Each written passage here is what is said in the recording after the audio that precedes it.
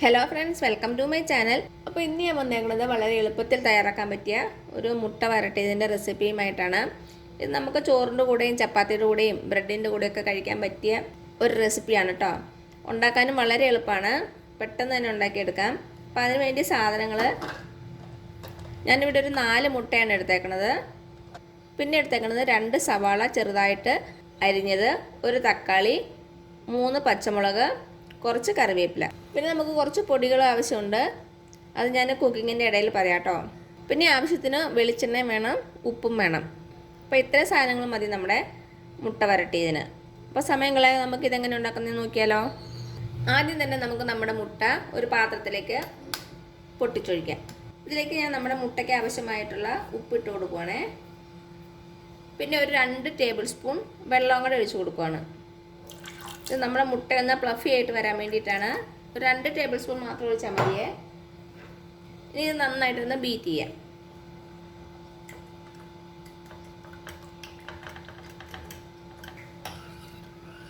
ഇപ്പം നമ്മുടെ മുട്ട റെഡി ആയിട്ടുണ്ട്. ഇത് നമുക്ക് മാറ്റി വയ്ക്കാവേ. ഇപ്പം എന്താ, ഞാനൊരു പാൻ വെച്ചിട്ടുണ്ട്. നമുക്കതിലേക്ക് കുറച്ച് വെളിച്ചെണ്ണ ഒഴിച്ച് കൊടുക്കാം. ഒരു 2-3 ടേബിൾ സ്പൂൺ എണ്ണ ഒഴിച്ചിട്ടുണ്ട്. ഇപ്പം നമ്മുടെ എണ്ണ നന്നായിട്ട് ചൂടായിട്ടുണ്ട്. ഇതിലേക്ക് നമ്മൾ ചെറുതായിട്ട് അരിഞ്ഞു വെച്ചിരിക്കുന്ന സവാള ഇട്ട് കൊടുക്കാം. അതേപോലെ തന്നെ പച്ചമുളക് കൂടെ ചേർത്ത് കൊടുക്കുക. ഇത് നമ്മുടെ സവാളയും പച്ചമുളകും ഒന്ന് നന്നായിട്ട് വഴറ്റിയെടുക്കാം. ഞാൻ തീ മീഡിയം ഫ്ലെയിമിലാണ് വെച്ചേക്കുന്നത്. കുറച്ച് ഉപ്പും കൂടെ ചേർത്ത് കൊടുക്കുവാണേ.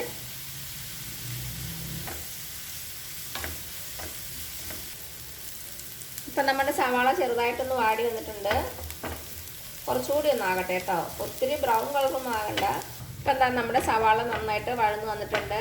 ഇത്രയും മതിയാവും. ഇനി തീ ലോ ഫ്ലെയിമിൽ വയ്ക്കുക. നമുക്ക് പൊടികളൊക്കെ ചേർത്ത് കൊടുക്കാം. ഒരു 1/4 ടീസ്പൂൺ മുളക് പൊടി ഇട്ട് കൊടുക്കാം, 1 ടീസ്പൂൺ കുരുമുളക് പൊടി, 1/2 ടീസ്പൂൺ ഗരം മസാലപ്പൊടി. ഇത്രയും പൊടികളാണ് ആവശ്യമുള്ളത്. ഇതെല്ലാം കൂടി നമുക്കൊന്ന് വഴറ്റി കൊടുക്കാം. അപ്പം നമ്മുടെ പൊടികളൊക്കെ നന്നായിട്ട് മൂത്തിട്ടുണ്ട്. ഇതിലേക്ക് ഞാൻ തക്കാളി ചേർത്ത് കൊടുക്കുകയാണ്. ഒരു തക്കാളി ഇങ്ങനെ ചെറുതായിട്ട് കട്ട് ചെയ്തത്.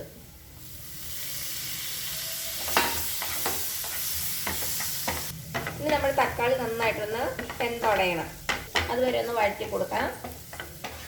ഇപ്പം എന്താ, നമ്മുടെ തക്കാളിയൊക്കെ നന്നായിട്ട് വെന്തുടഞ്ഞിട്ടുണ്ട്. ഈ സമയത്ത് ഉപ്പൊന്ന് ചെക്ക് ചെയ്തോളൂ കേട്ടോ. ഉപ്പ് കുറവാണെങ്കിൽ ഇപ്പം ഇട്ട് കൊടുക്കാം. നമ്മൾ ഓൾറെഡി മുട്ടയിൽ ഉപ്പിട്ടിട്ടുണ്ട്. കുറച്ചുകൂടി ഉപ്പിട്ട് കൊടുക്കുകയാണ്. ഇനി ഇതിലേക്ക് നമുക്ക് നമ്മുടെ മുട്ട ചേർത്ത് കൊടുക്കാം. ഞാൻ തീ ലോ ഫ്ലെയിമിൽ തന്നെയാണ് വെച്ചേക്കണത്.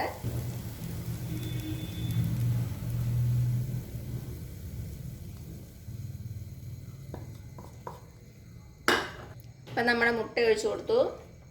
ഇനി നന്നായിട്ടൊന്ന് ഇളക്കി കൊടുക്കുക.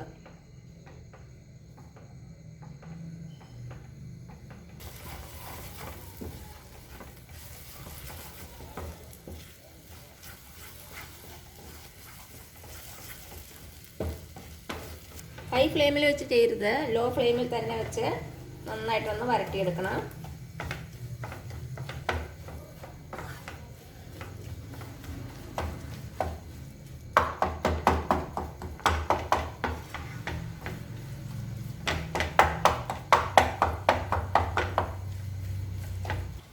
നമ്മുടെ മുട്ടയിലെ വെള്ളമൊക്കെ അബ്സോർബ് ചെയ്ത് നല്ല പൊടി പൊടിയായിട്ട് വരണം.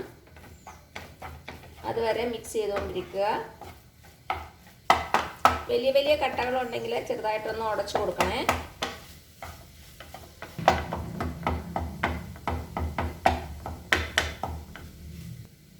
ഇപ്പം നമ്മുടെ മുട്ട ഓൾമോസ്റ്റ് റെഡി ആയിട്ടുണ്ട്. നന്നായിട്ട് പൊടി പൊടിയായിട്ട് വന്നിട്ടുണ്ട്. കുറച്ച് നേരം കൂടെ ഒന്ന് ഇളക്കി കൊടുക്കാം. ഇപ്പം കംപ്ലീറ്റ് ആയിട്ട് അതിൻ്റെ വെള്ളമയമൊക്കെ മാറിക്കിട്ടും. അവസാനമായിട്ട് ഞാൻ കുറച്ച് കറിവേപ്പില ഇട്ട് കൊടുക്കുവാണേ.